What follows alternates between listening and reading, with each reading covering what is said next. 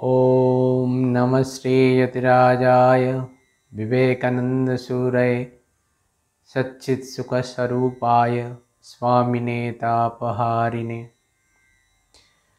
आज আমরা নৈতিক শিক্ষা অনুশীলন এ বিষয়ে আলোচনা করব। প্রথমেই আমাদের জানতে হবে নৈতিক শিক্ষার উদ্দেশ্য কী। নৈতিক শিক্ষা কাকে বলে? ধরা যাক একটি ছোট্ট গাছ, ছোট্ট চারা, তার বড় হওয়ার জন্য সমস্ত উপকরণই যথেষ্ট নয়। জল, আলো, বাতাস সমস্ত কিছু রয়েছে, কিন্তু অন্যান্য প্রাণী থেকে তাকে বাঁচার জন্য যেমন বেড়া দেওয়া হয়, তেমনি নৈতিক শিক্ষা আমাদের ঠিক সেই রকমই উপকার করে থাকে। নৈতিক শিক্ষা আমাদের সেই বেড়া, সেই আমাদের বন্ধন, যা আমাদের সঠিক পথে পরিচালিত করতে পারে। তাই নৈতিক শিক্ষার যথেষ্ট গুরুত্ব আমাদের রয়েছে। নৈতিকতা আমরা সকলেই এই বিষয়ে স্বাভাবিকভাবে অবগত আছি, কিন্তু সেটিকে সঠিক জায়গায় সঠিকভাবে পরিচালিত করা, লাগানো, সেটি আমাদের আসল উদ্দেশ্য। নৈতিক শিক্ষার দ্বারা আমরা নিজেদের চারিত্রিক যে বৈশিষ্ট্য সেটিকে আরও উন্নত করতে পারি। আমাদের চরিত্রটি নির্ভর করে আমাদের পূর্ব সময়ে, পূর্ব জীবনে করে যাওয়া ঘটনাগুলির সমন্বয়, এবং সেই সংস্কার আমাদেরকে নতুন পথে আবার পরিচালিত করে। ঠিক সেই কারণে আমাদের যে চারিত্রিক বৈশিষ্ট্যটি রয়েছে সেটিকে আরও উন্নত করতে হলে নৈতিক শিক্ষার দ্বারা আমরা তাকে উন্নত করতে পারি। চরিত্র এমন একটি বিশেষ গুণ বা প্রত্যেকের জীবনের যে নিজস্বতা সেটিকে ফুটিয়ে তোলে। অতএব আমাদের এটি সবসময় মনে রাখতে হবে যে চারিত্রিক বৈশিষ্ট্য এবং নৈতিক শিক্ষা, যা এই দুই যুগপৎ আমাদের নিজেদের আত্মসম্মান বোধকে আরও জাগ্রত করে, আরও উন্নত করে। তাই নৈতিক শিক্ষার দ্বারা আমরা আমাদের উদ্ভাবনী শক্তি এবং আধ্যাত্মিক মূল্যবোধের জাগরণ করতে পারি, আরও বৃদ্ধি হতে পারে। এদিক গেল, কিন্তু আরেকটি দিক রয়েছে, তা হলো সামাজিক যে আমাদের নীতিবোধ, সামাজিক দায়িত্ববোধ, সেগুলিকে এই নৈতিক শিক্ষার দ্বারা আমরা আরও উন্নত করতে পারি।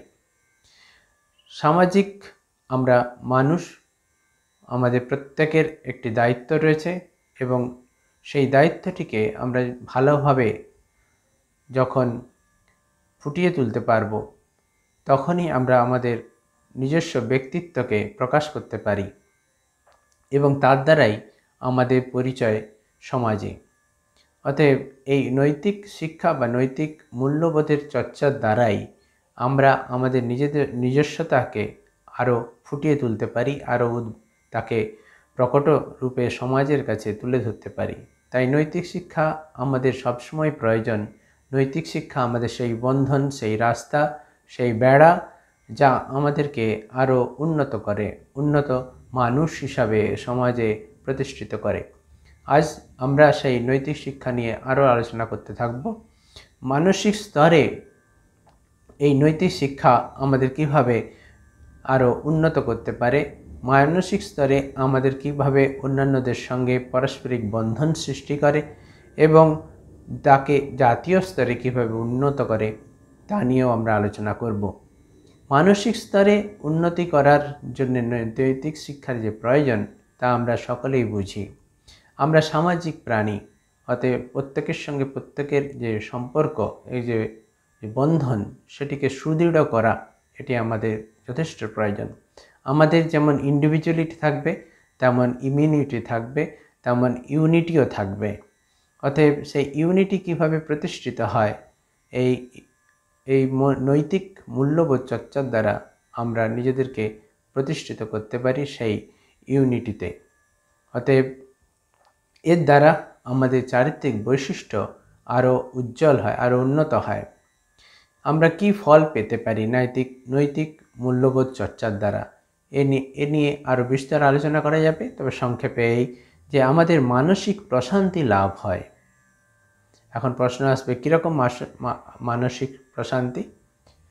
যা আমাদের নিজেদের যে আধ্যাত্মিক শক্তি রয়েছে, আমাদের যে আমিত্ব রয়েছে, যে আমাদের ভেতরে যে শক্তি রয়েছে, আমাদের ভেতরে অন্তরের যে প্রকাশ রয়েছে, সেটিকে আরও ভালোভাবে ফুটিয়ে তোলে। তার জন্য কি হয়, আমাদের মন আরও প্রশান্ত হয়, মানসিক শান্তি লাভ করতে পারে। আর কি হয়, বৈষয়িক শান্তি লাভ হয়। বৈষয়িক শান্তি লাভ কি করে হতে পারে? জগতের প্রত্যেকটি বস্তুর প্রতি যে দৃষ্টিভঙ্গি, তার পরিবর্তন হয়। তার দ্বারা আমাদের যে বৈষয়িক আকাঙ্ক্ষা, বৈষয়িক চিন্তাভাবনাগুলির পরিবর্তন হয়, তা আরও সুদৃঢ়ভাবে প্রতিষ্ঠিত হয়। আর কি হয়, আমাদের প্রকৃত মুক্তি আমরা কি তা অনুভব করতে পারি। আমাদের মধ্যে সততা শক্তি জাগ্রত হয়, চরিত্রের গঠন হয় এবং দয়া ও করুণার শক্তি উদ্ভাবন হয়। আমরা পরবর্তী আরও আলোচনায় এগুলি নিয়ে বিস্তার আলোচনা করব। আজ এই পর্যন্তই। নমস্কার।